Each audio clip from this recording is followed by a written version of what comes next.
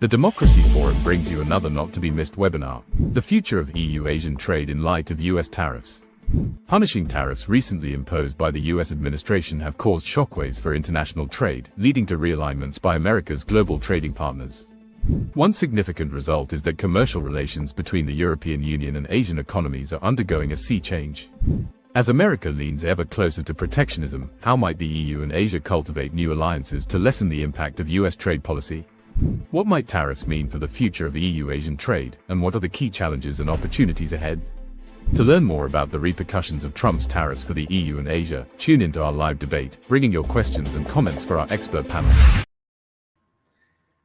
Hello and welcome. I'm Humphrey Hawksley, your host for the next hour in this Democracy Forum debate, where we unravel and unpick issues that often bypass the mainstream media and commentariat. The future of EU-Asian trade in the light of US tariffs. If money makes the world go round, then trade is the mechanism that creates that money. The world order and its supply chains have been upended by the electorate of the world's most powerful nation, who chose for office a man who has unleashed a barrage of tariffs that are cutting through supply chains like a guillotine. But does the rest of the world need to flock, flatter and kowtow at the leader's feet to survive, or can it set up alternate systems that in time would make the American dollar and its markets less relevant? Oh yes, much has been talked about the China, Russia and the new authoritarian style systems, but what about Europe? What about Asia? What can they do together to change the world? To debate this, we have a superb panel of experts: Bob Savic, Darius Nasimi and Ajay Srivastava. Usually at this stage, I ask Lord Charles Bruce, the president of the Democracy Forum, to lay out the canvas of our debate, but he's missing in action, as it were, at the moment. So I'm going to press gang the chair, Barry Gardner, who's going to be summing up at the end, to just say a few words to get us going. Barry, over to you.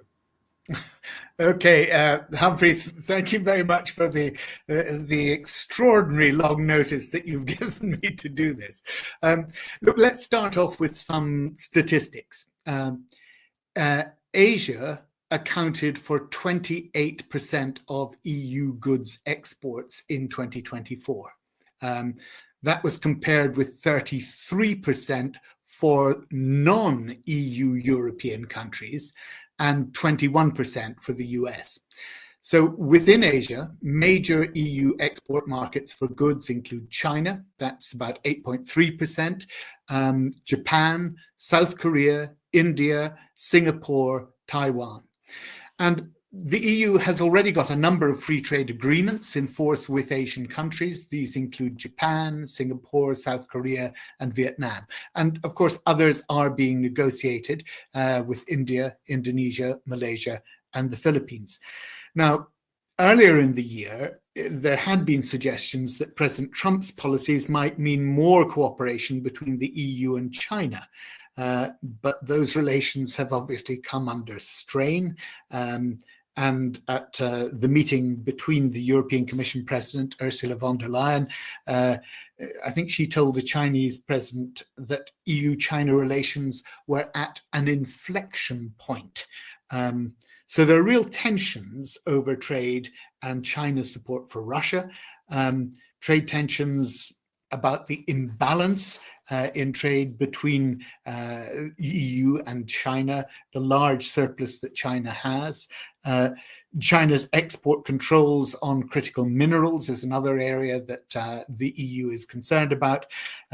EU tariffs on electric vehicles from China is something that they're concerned about. And there's a sharp increase in the number of EU trade defense measures against Chinese imports. So that relationship really doesn't seem to be progressing in the way that it otherwise might have done. We've also, of course, got the EU trade relations with India.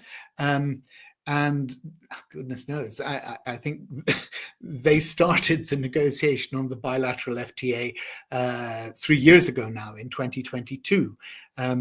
but actually they originally started back in 2007. They were paused in 2014. And again, earlier this year, Ursula von der Leyen and Prime Minister Modi said they hope that the FTA could be concluded by the end of this year. So we've got a whole series of things in the mix. Now, in the opening, you talked about Trump tariffs and India. Let's get into that. I'm going to leave the experts to get on with that. One other thing I would just throw into the mix at the beginning, though, perhaps, is that the EU is looking at much closer links with the CPTPP. And I think that is an area that it'd be very interesting if some of our experts could just provide a little bit more information on, because that could be significant, very significant in my view. That's my opener, Humphrey. Short and sweet, but there you go.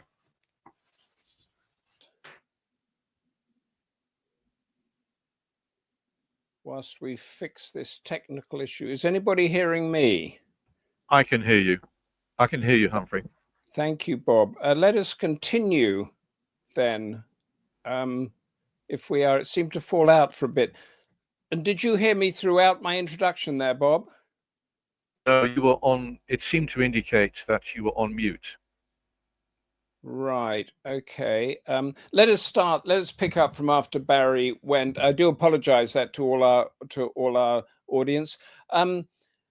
Our first speaker is Bob Savic of the Global Policy Institute in London and the Geopolitical Intelligence Services in Liechtenstein, with a long career working with multinational companies on global trade in European and Asian countries. His portfolio has included Singapore, Macedonia, and Serbia, and he's worked for PricewaterhouseCoopers, Deloitte, Ernst & Young, with clients that include the World Bank, the European Investment Bank, the Asia Development Bank, and so on. So, Bob Savic, what is the future of EU-Asian trade in the light of US tariffs? Tell us what you know. Thank you very much, Humphrey, for your very kind introduction. Yes, the future of the European Union and Asian trade is a fascinating story, I think, which is going to unfold in years, if not a couple of generations to come.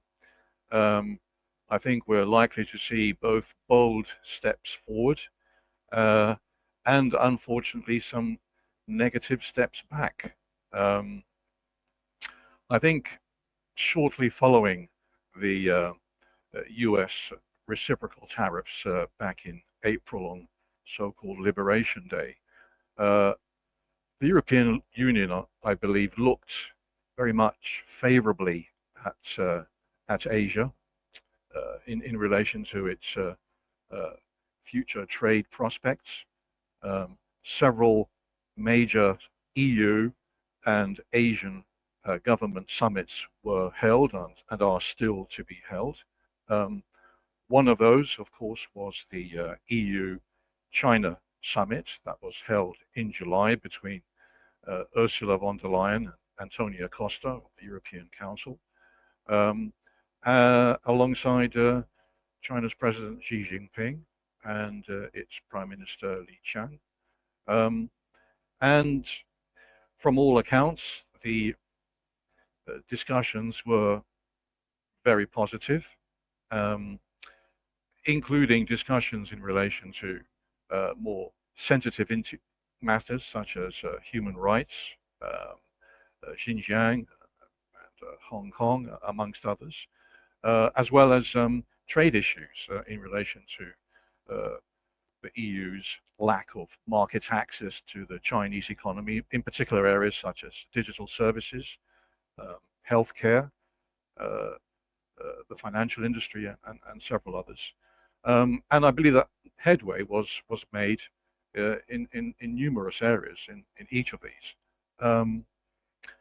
And from all accounts, as I've mentioned previously, there looked to be as if both the EU and China were likely to make a significant headway in their relationship, following on from this major summit. But the question then comes down to how do these two parties engage with each other? And I think that's important. At this point in time, it seems to be mainly dialogue driven, which in itself is not a bad way to proceed. But unless there is a legalization of their relationship, unless they both engage in regulatory alignment and treaties and formal agreements, I think it's very difficult for these two parties to really push effectively forward. They attempted to do so back in 2018 to 2020 with the Comprehensive Agreement on Investment between the EU and China. But that, for various reasons, basically seemed to freeze without any further steps forward. And without the unfreezing of discussions and a final potential ratification of the CAI, as it's called, I think it's very difficult for China and for the EU to develop a much more mature and a more advanced relationship. And I say that partly because in recent days, the European Union has agreed with the United States a framework agreement on trade and other matters, which I think will impinge heavily on the EU-China relationship. The EU-US framework agreement covers, I think, areas which are very new to trade deals. In fact, they go far beyond trade deals. They really focus on intensely geopolitical matters. And the framework agreement is replete with notions of economic security between the US and the EU, on issues in relation to national security, and many others, which I think is going to make it very difficult for the EU to progress its relations with China. For instance, the EU-US agreement covers their effectively sort of strong relationship on critical minerals. Both the EU and the US within the framework agreement look to cooperate very closely in how critical minerals are developed between the two of them. China, of course, accounts for 60% of the world's critical minerals in terms of its extraction and mining, and 90% of its processing and refining. And this agreement, this framework agreement, basically looks to set up intensive cooperation in terms of how the EU and the US effectively look to battle, I would say, against China's virtual monopoly situation in the global market. One has to bear in mind that critical minerals are important for defensive weapons, for medical devices like MRI scanners, for cars, for semiconductors, integrated circuits. So this is a very, very important area for the US and the EU to work closely on. And it seems from this agreement that it's something that they're going to work in combination with against China. It goes beyond critical minerals, of course. We're looking even at now strategic industries of different kinds. For instance, steel and aluminium, where the US has threatened 50% tariffs. The two parties have agreed that there will not be 50% tariffs imposed on the European Union. Instead, they will be looking to, as it's termed in the agreements, establish a ring fencing of how they cooperate in steel and aluminium. The agreement looks at technology standards and potential technology leakage, as the agreement refers to it. And so potentially you're looking at the EU and the US essentially developing their own global standards on technology, very much, I believe, pitted against how China develops its own technology standards. So these are just a few of the examples that can be seen in this EU-US framework agreement. And it was something that came as something of a bit of a surprise to observers. For a time after the Liberation Day tariffs, as I've mentioned, the EU looked as if it was going to perhaps flex its muscles as a global economic powerhouse. It had threatened counter tariffs against the US of up to 30% on essentially around 100 billion or so of US goods, but none of that materialized in the end. Eventually, the EU seemed to almost, I feel, kowtow to the US in terms of US trade interests, in terms of US economic security interests, and it effectively puts potential relationships with China especially, but maybe even much of Asia, in doubt in future years to come, because the EU effectively now becomes tethered to US foreign policy in both trade and in non-trade matters. There are also other issues that perhaps the EU is going to be very concerned about. The high tariffs averaging around 20% on Southeast Asian economies, and more so on some, including close to 40% on a couple of them, gives rise to the potential for significant trade diversion away from the US and into the European Union. And for instance, Vietnam has a trade relationship with the US of around 100 billion in exports every year, perhaps more so. And with the 20% tariffs it faces, alongside other restrictive measures, where will Vietnam look to as a potential market for its goods that will now possibly not reach US markets? And the obvious and most logical choice would have to be the European Union. There is a free trade agreement between Vietnam and the European Union, and tariffs have been almost basically pretty much reduced to zero between the two. But if there are sharp rises of Vietnamese exports into the European Union, and the European Union deems those to be basically a form of trade diversion, and it has a specific tool now, the import substitution tool, the import surveillance tool, that looks at sharp rises in imports, potentially from trade diversion. The question then comes down to, what will the European Union do in order to mitigate what could result as being significant trade diversion from the imposition of US tariffs on many Asian countries? So I think there are many questions ahead that really need to be resolved and looked at, and only ultimately, I believe, time will tell. Thank you. Bob Savic, that is absolutely fascinating. The title of our debate, EU-Asian Trade in the Light of US Tariffs, was of course forged before that EU-US framework agreement happened. So our debate has in fact been turned as much on its head as everything else you just outlined. Is that right? Unfortunately so. And that's the way the world works nowadays.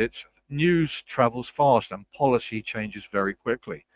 And given that this is a framework agreement that will not just be dialogue, it will become a legal agreement. And this is why I fear that unless Asian countries establish legal agreements with the European Union, they can be effectively ignored. And the US has basically gotten one better with a legal agreement. Now, the framework agreement is only the beginning even. They will likely move to a much more extensive, comprehensive agreement. And I would say that it is something that needs to be very closely monitored, and Asian countries need to very, very sort of, I think, with microscopic detail, understand what is happening between the US. I mean, and the EU. both you and Barry Gardner naturally focused on the EU-Asian perspective, on China as the big beast, which would sort of be the barometer, as it were. But is the rest of Asia, India, South Asia, Southeast Asia, that sort of thing, are they relevant in the context that you just drew up of the EU-US framework agreement and the rest of it? Well, that's an excellent question. Clearly, the framework agreement is pretty much directed against China, even though it does not mention China by name. But the inferences from terminology such as non-market economies and such like, and critical minerals, clearly the inference is China. There isn't any mention otherwise of any other Asian economy. But one has to also bear in mind the potential for trade diversion away from the United States into the European Union as basically the world's second largest consumer market. And the EU is very, very sensitive about potential trade diversion. Its own manufacturing has been in contraction, according to Purchasing Manager indices, for 3 years now, since the invasion of Ukraine by Russia. Its manufacturing is extremely weak by historic standards. So if you have significant trade diversion from places like Vietnam, as I've mentioned, plus many others, this could give rise to significant negative issues trade-wise between the European Union and other Asian economies. And of course, the Asia as such doesn't have the sort of sophistication of a network or institutions that the European Union has, but there is the comprehensive and progressive Trans-Pacific Partnership, of which I think Britain is now a member or has applied to be a member. Is that relevant? That could be partly relevant. Again, the more opportunities there are for Asian economies to tie up with the European Union through legal agreements, the better. It is perhaps the greatest insurance policy they can have. It's not foolproof. As I've said, there is a free trade agreement between Vietnam and the European Union. Vietnam is a member of the CPTPP, as it's called. So it's a situation where I think that, to the extent that the more Asian economies conclude formal and legal agreements with the European Union, the better off they will be in ensuring that the consequences of at least trade diversion do not impact them negatively in the months and the years to come. And before I let you go, can I put a question which I think you've covered from Philip Bowman? When it comes to trade, how will the EU and Asia handle the different regulatory frameworks that exist between their economies? Well, unfortunately, I think that there are not sufficient regulatory frameworks in place. There need to be more. There are, of course, negotiations over the EU-India free trade agreement. That is really a long time in coming, and that needs to be put into place as quickly as possible, I would say. The EU does have legal relations or regulatory relations with Japan and South Korea, so it protects those economies to some degree. But it doesn't have much in the way of legal relations or regulatory alignment with many Southeast Asian economies, and they're the ones that are most likely to suffer from the imposition of US tariffs and the potential for trade diversion that they'll have to undertake to relieve their economies of trade stress in the near future. Bob Savic, thank you very much for that. Please stay with us because we will be coming back to you. But we now go to our second speaker, and we're going to hone in on a specific area of Asia, Central Asia, with Darius Nasimi, who founded the UK Central Asia Business Council. And it's a critical region of former Soviet states who find themselves in that whirlpool of competing influences between China, Russia, and Europe. Can Europe win this one in Central Asia, Darius Nasimi, or from what we've just heard? And how impacted is this region by the tariffs? Share with us your thoughts. Yeah, so first of all, thank you very much for the invitation. I think that the EU, the future of EU-Asian trade as well, it's going to be affected a lot by the US tariffs because Europe is considering all its options, as President Trump prepares to end the 90-day pause on the massive new tariffs he announced in April. And I think one possible strategy for the European Union could be pivoting to Asia as a primary trade partner, including countries like Central Asia. And I think the EU president also wants Europe to team up with the Comprehensive and Progressive Agreement for Trans-Pacific Partnership, which is a trade group comprised of 12 countries that includes Japan and Australia. And the aim behind that is to form a coalition that currently accounts for 30% of world trade. And I think what they're trying to demonstrate by this is that free trade is possible on a rules-based approach. And I think China will also benefit. The EU has long moved in lockstep with the United States to present a united front against Beijing on trade and other issues. But Europe and China could gain from teaming up in reducing the effect of the impact from Trump's tariffs. And the two sides will obviously be meeting later in the year, despite Europe's concerns about China's human rights record, the intelligence, trade policies, military build-up, and also the support that they're showing for Russia. And I think the crucial part for both Europe and Asia is that they've built their economies on a free trade foundation that they think is coming under threat. And that's why cooperation between the two regions makes sense for them, given that, in their opinion, everyone is suffering from these shocks. And the partnership with the CPTPP would establish trading rules for almost the whole world that would be able to sidestep the behavior of any single country. And building that new system will obviously be challenging, but the alternative is going to be far more costly to Asia and to Europe.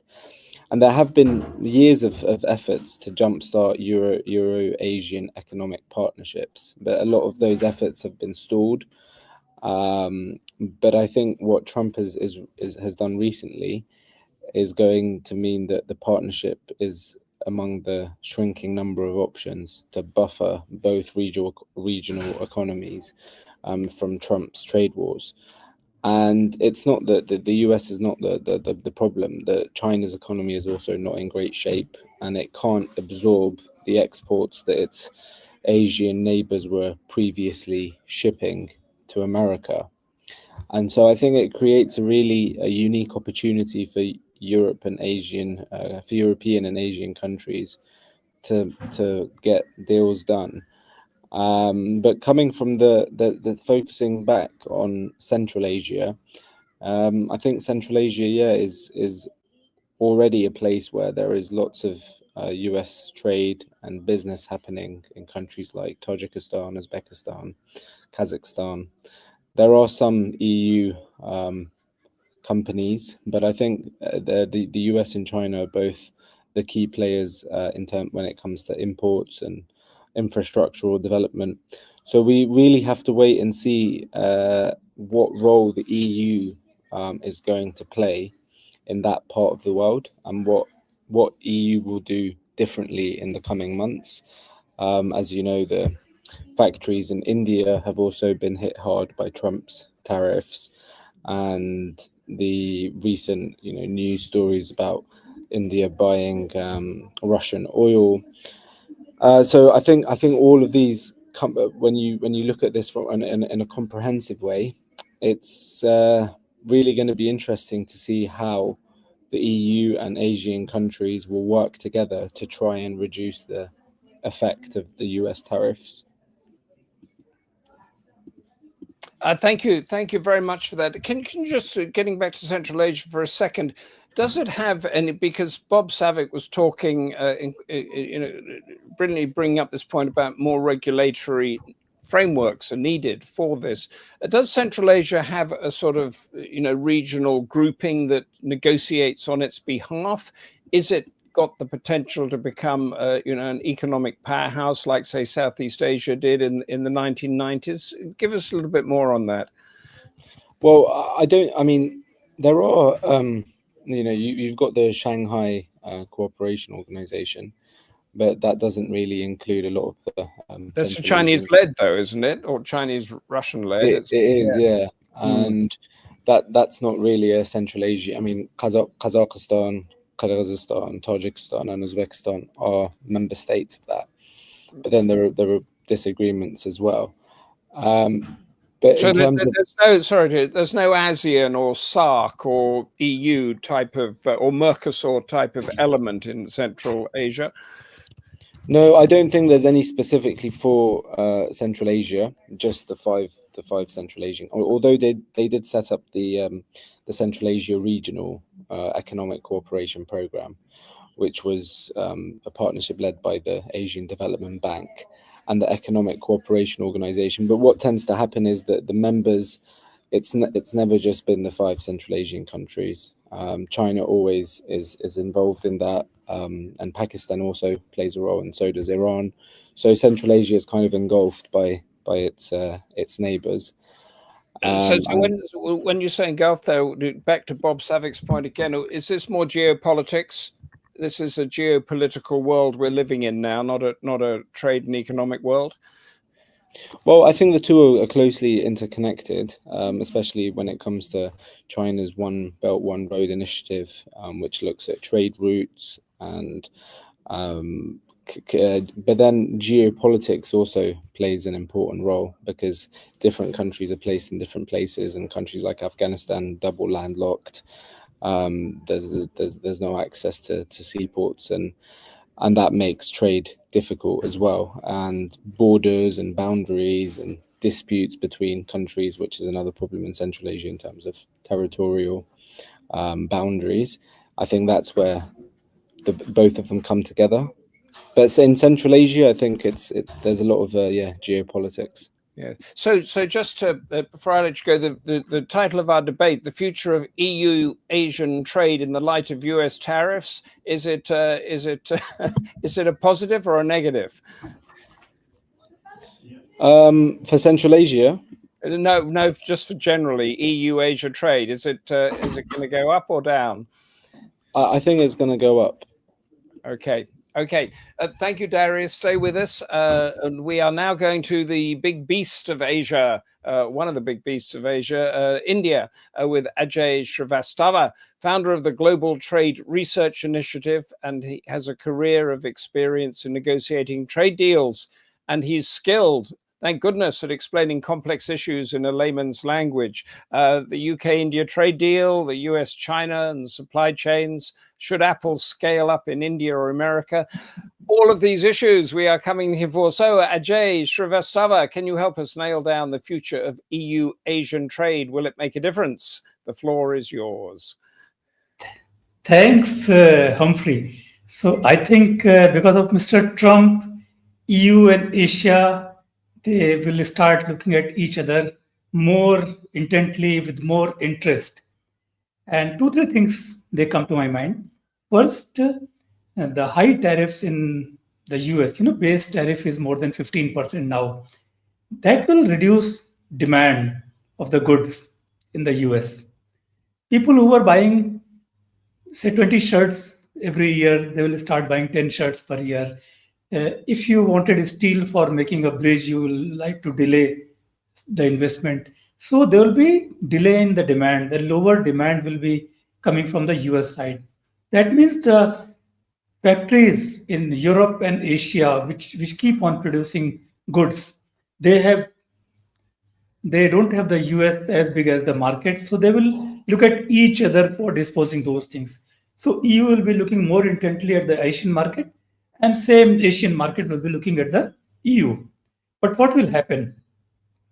So this is the first thing, that because of higher tariffs in America, Europe and Asian countries will have to trade more with each other to consume their own goods and services. Second is higher tariffs are just not uniform tariffs. What Mr. Trump has done is that he has imposed different tariffs on different countries. It's totally WTO incompatible concept. The MFN concept, most favored nation concept, says that you have to levy one uniform duty for a particular product from all countries except your FTA partners. But what Mr. Trump is doing is levying different tariffs from different countries. So during his first term, the trade war started basically against China. And we saw Chinese goods flowing to the US via many countries. For example, Chinese intermediates will go to Vietnam. So I'm not saying anything is wrong here. Vietnam will be further processing it and exporting to US. Chinese goods will be going to, say, Mexico, where Mexico will be processing it, exporting to US under the US, Canada, and Mexico trade agreement. So Chinese goods were finding ways to the US market through different routes, including from India. Now, in the second term, Mr. Trump has complicated the turf. The trade war, which started with basically between US and China, now it has engulfed all the countries. Now there are favorites and not so favorites. For example, the best treatment so far is 10% tariffs, like countries like UK, which have gone after a lot of sacrifice, of course. Then Europe, EU and Japan have got 15%. Many have got 20% in Asia, like Vietnam or Philippines got 19%. China got 30%. And India was the most favored with 50% tariff. Now, the goods which were moving to US via other countries, Chinese goods were basically moving. Now, goods will be moving from India. So I talked to some diamond traders. They may be shifting their business to, say, Belgium for polishing the diamonds in Belgium and exporting to US. Because if they sell the diamonds from India to US, who will pay the 50% plus 2% MFN tariff of 52%? They cannot sell their ware there. So the best thing, despite higher wages in Europe, you take your skilled laborers to Belgium and start exporting from there. This will happen to hundreds and hundreds of products, not only from India, but also from China and from many other countries, but mostly from India and China, because tariff arbitrage between China and Europe is 15%, India and Europe is very high, 35%. So will not be surprised that goods start moving not in the normal fashion, but through the route of following the least tariff via going to other countries, including to the US. So this is the second thing I believe that will happen. So many countries of Asia, including India, we are looking at the European Union with the great intent, but we sometimes we get worried. Is what US is doing with the tariffs? Is Europe also closing with its environmental regulations? For example, from January 1, that carbon border adjustment measure will be implemented by the Europe. And even before its implementation, our exports of steel and aluminum to the Europe are down by 24%. Before, just they started collecting the information. We don't know what will happen to those exports when these things are in force. Similarly, deforestation regulation will be hurting most of the agriculture exports soon to the EU. So while EU presents a great chance post-Trump tariffs, we get the picture that EU is also closing in a different way, using environmental norms. Now, we don't have any problems with somebody implementing such a noble thing, but our problem, understand our problem. We'll tell you our problem. Our problem is that now it's Europe only which is implementing environmental norms. I have a steel plant in India, and suppose I make green steel, my cost gets higher by 70% to 80%. The final steel, even if I'm making green steel or black steel, final steel, the specifications are the same, qualities are the same, just the making process is different. Now with only EU implementing environment laws or laws like CBAM, what do I do for selling to the other markets? Other markets will not give a damn to my green steel. Do I then set up two set of production lines in my factory. One for making and exporting green steel to the Europe, and second for exporting to the rest of the world. I think this question is bugging the EU exporters also.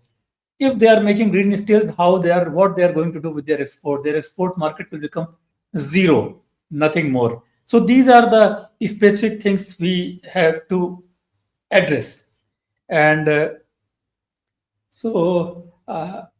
I think I will stop here and wait for your questions. Ajay, thank you very much for that. I have to ask you straight away, do you then agree with Bob Savic that the US-EU recent framework has driven a coach and horses through Asia-EU trade or not? So US-EU trade, I follow these things very closely. I find it totally one-sided. My friends, my great friends in EU are there. Till 1 week before Mr. Trump's Truth Social announcement about the deal, they were saying, no, we are negotiating MFN tariff reductions. Forget about what Japan did, what others did. We are not going to do it. So it was a big surprise for us. We thought EU has surrendered totally in the trade deal. One-sided surrender to the US. That's what is the picture we get from India.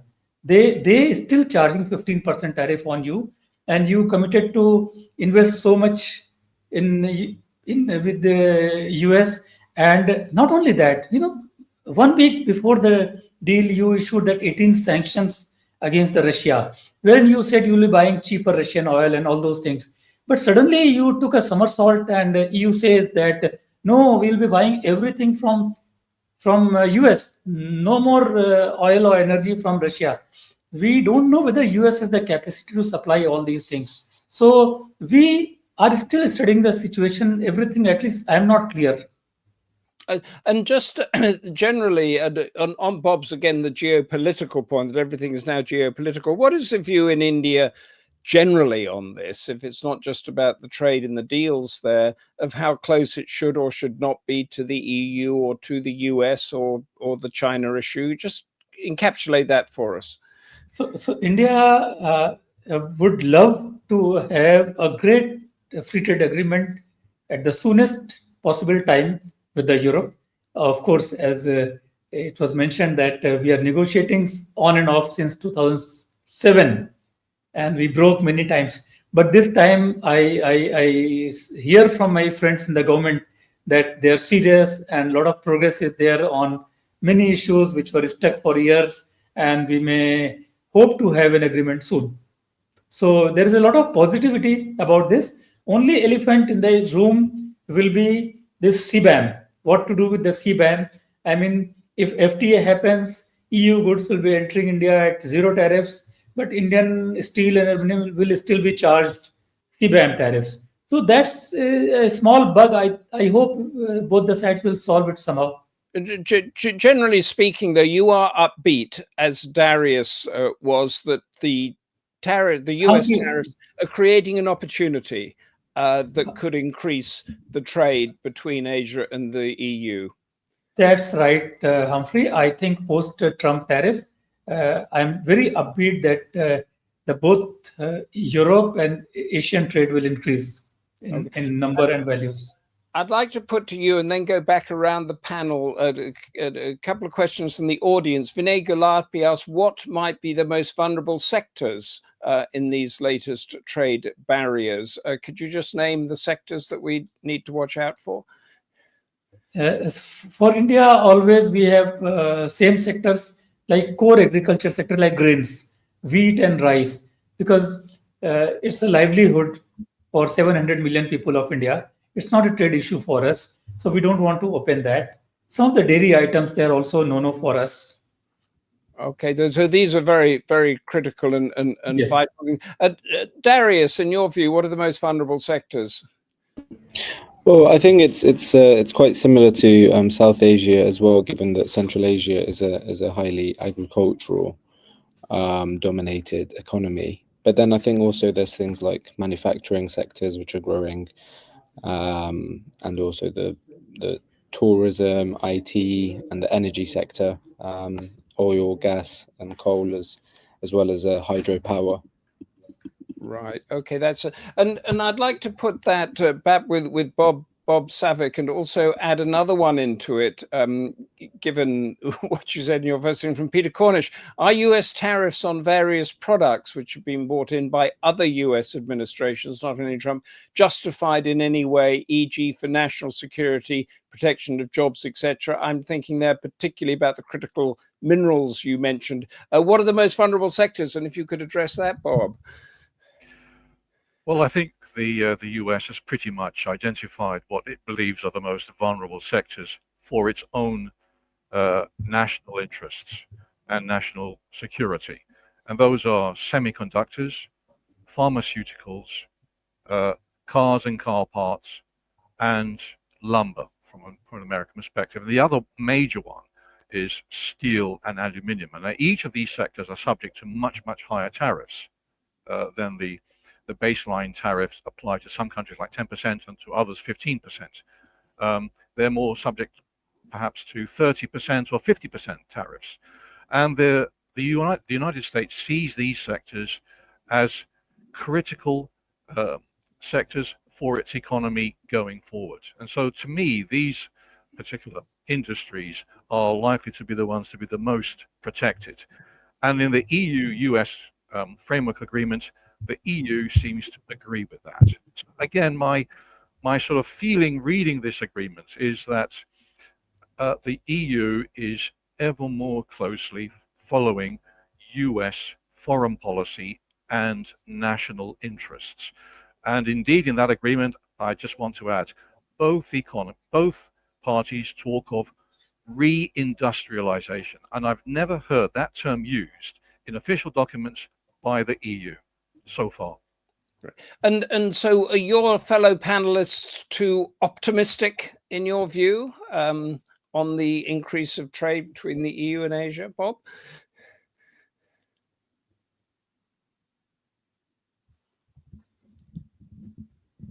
Hello, Bob. Sorry, can you repeat that? Sorry. Do you consider your fellow panelists to be too optimistic in the growth of EU-Asia trade? No, not necessarily. I think the EU will look to diversify trade as much as it can. I think it is, however, handcuffed to a large extent by the United States. But to the extent it can diversify trade, it will. And I also just want to mention, with respect to Central Asia, just I think in July, the EU and the 5 Central Asian countries had their inaugural summit to look at developing very close relations, and that's President von der Leyen was there, as was the European Council President as well, Antonio Costa. So they were all there, and that was a summit that was held in Samarkand in Uzbekistan. And I think that that's significant. The EU as well is looking to establish enhanced partnership and cooperation agreements with several countries. I think it already has with Kazakhstan. So these are all, I think, positive steps forward. But as I've said many, many times, it's important to establish treaty-style or regulatory agreements that set these things in stone, not just leave it to dialogue. No, I think that's an important one. I just want to throw in the last question from Frank Zoy here, which we can broaden out a bit. Will free trade agreements such as the EU-Japan Economic Partnership Agreement and the EU-Singapore Free Trade Agreement become more important in the wake of US tariffs? We have dealt with this before, but almost a yes or no. Bob, you first, and then we'll go around the panel. Yes, absolutely. More important. Darius? Yeah, absolutely. Because of tariffs, countries will be looking more for free trade agreements. So there is an Ajay. Would you agree with that too? Yes, totally. Because both the sides will have surplus goods which they could not sell to US, so they have to dispose to each other. I see. So I think the upshot that we've got at the moment is there is going to be an increase of trade. It is an opportunity, but the EU is more tethered than it was a week or so ago to the US in that thing, and we need regulations, we need treaties, we need proper laws between them. But don't take my word for it, because before we close, I'm going to hand back to the chair of the Democracy Forum, Barry Gardner, to sum up for us. Tell us, Barry, did we break any new ground? Tell you anything you didn't know? Well, look, can I just say this is one of the forums that I've most enjoyed. And I think it's probably because I was a Shadow Secretary of State for international trade, but particularly because I was also Shadow Secretary for the environment and climate change and energy. And so it was really great to have Ajay's comments there as well, which I think are really important.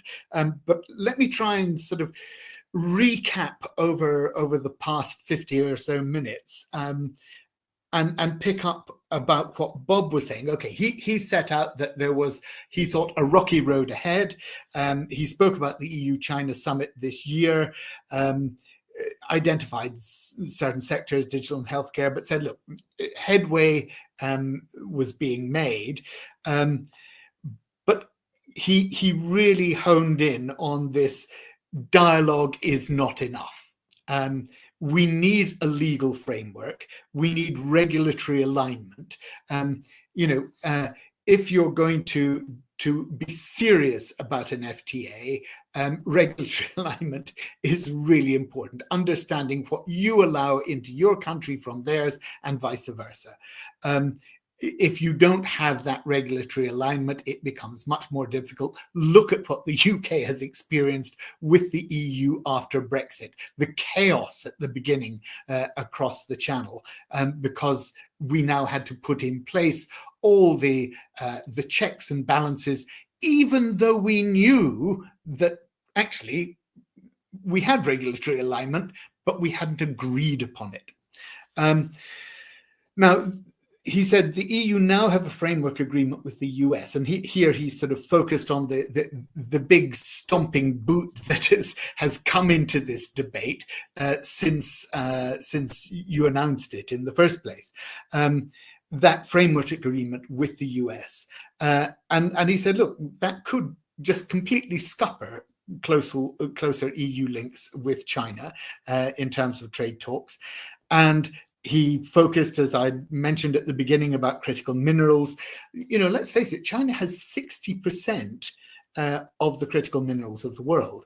And what, Bob, I think you were suggesting was that the EU and the US were going to form some sort of an alliance that could take China on in terms of critical minerals.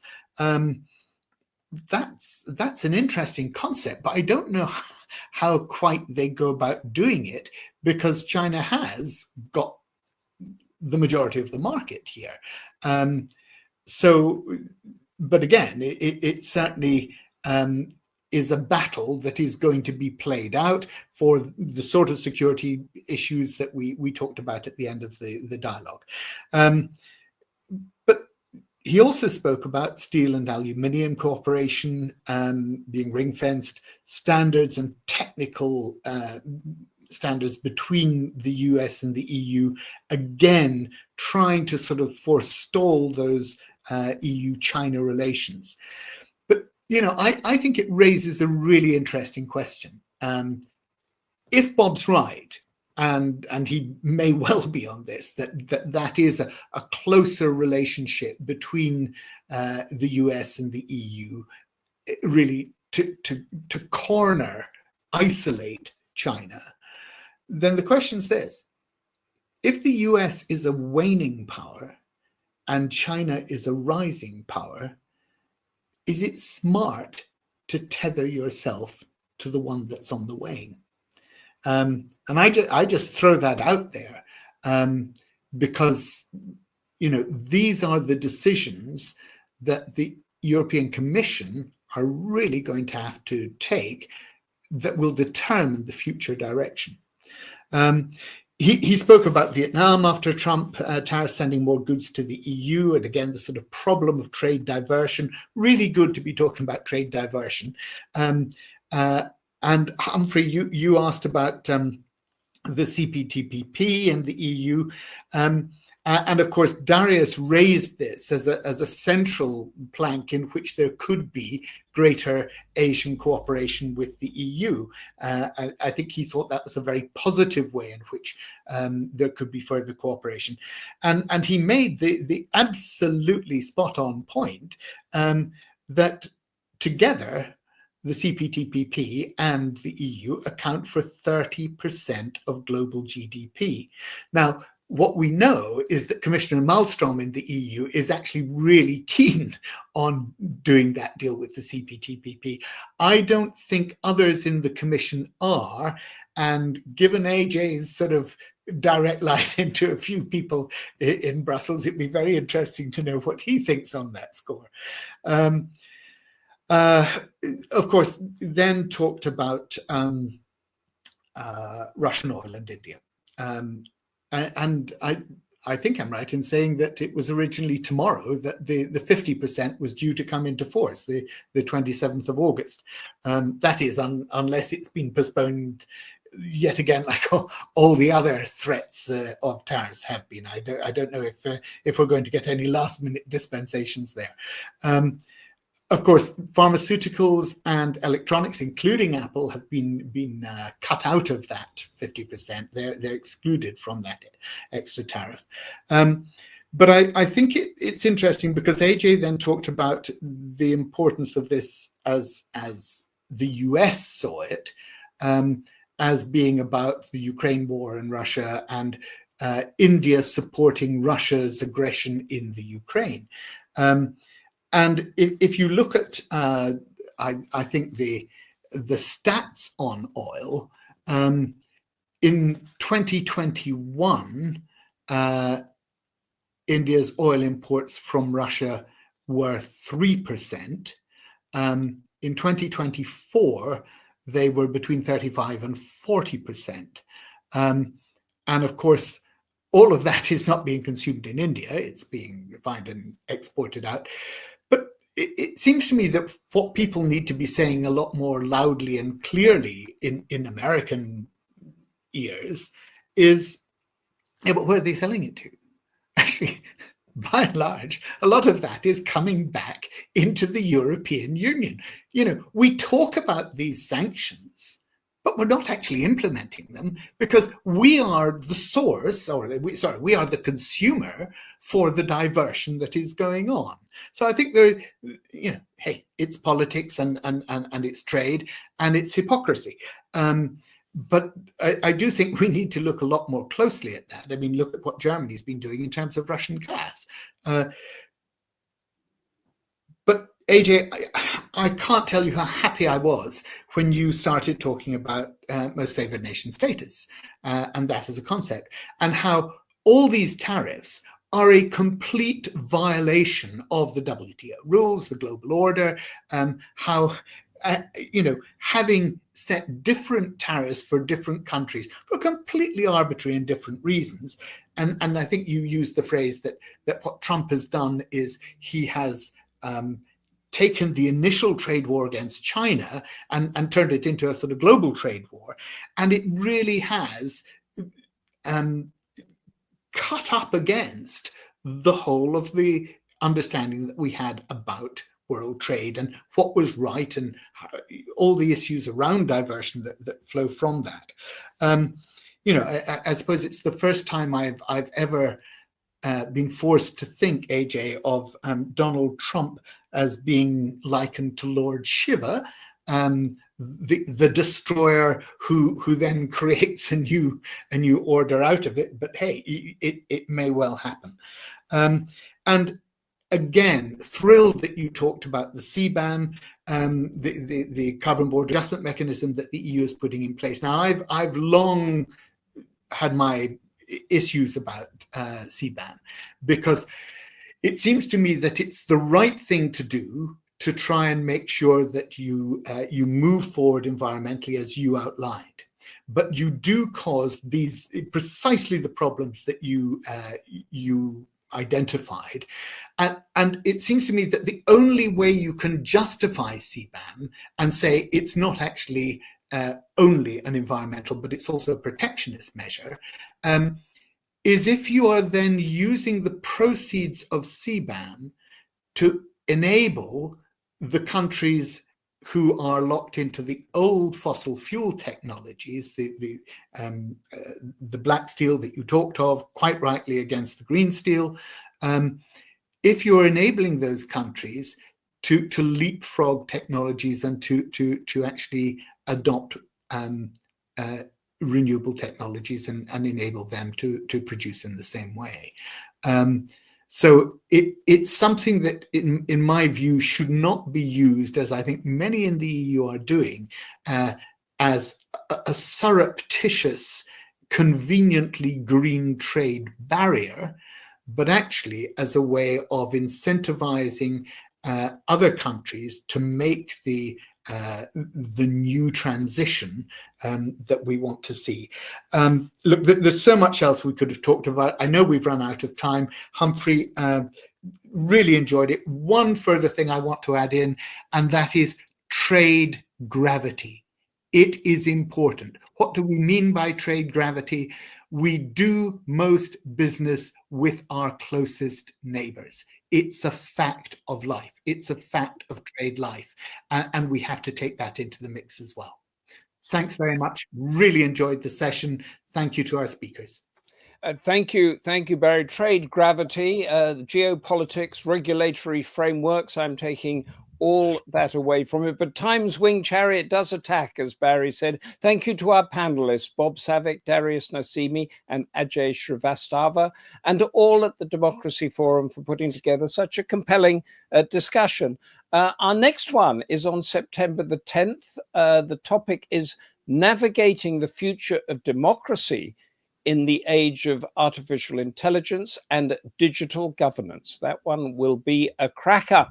But until then, from all of us at TDF or the Democracy Forum, stay safe and goodbye. Thank you.